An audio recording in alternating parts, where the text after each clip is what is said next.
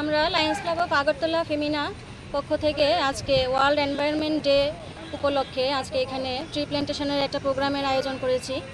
আমরা প্রত্যেক বছরই কোনো না কোনো জায়গায় এই প্রোগ্রামটা করে থাকি।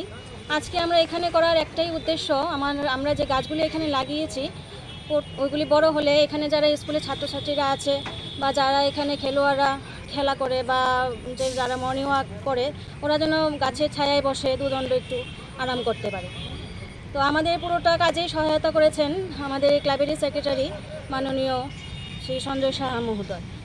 তো আমরা প্রত্যেক বছরই এটা করে থাকি আর কি। আমাদের লায়ন্স ক্লাব আগরতলা ফেমিনার আসলে অনেকগুলো আমরা সার্ভিস করি, 6-7টা সার্ভিস করি, মানে লায়ন্স ক্লাব প্রত্যেক লায়ন্স ক্লাবই করে। তার মধ্যে ফেমিনা হচ্ছে ত্রিপুরার একমাত্র লেডিস ক্লাব।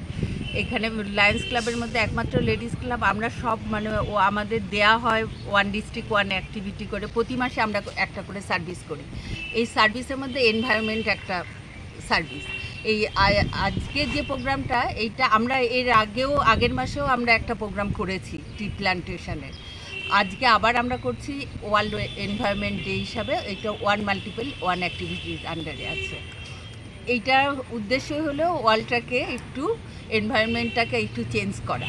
হ্যাঁ, এখন যেরকম একটা প্রচণ্ড গরমের একটা এনভায়রনমেন্ট চলছে, এই এনভায়রনমেন্ট থেকে লোককে বাঁচাবার জন্য একটা চেষ্টা, ক্ষুদ্র চেষ্টা আমাদের। Thank you.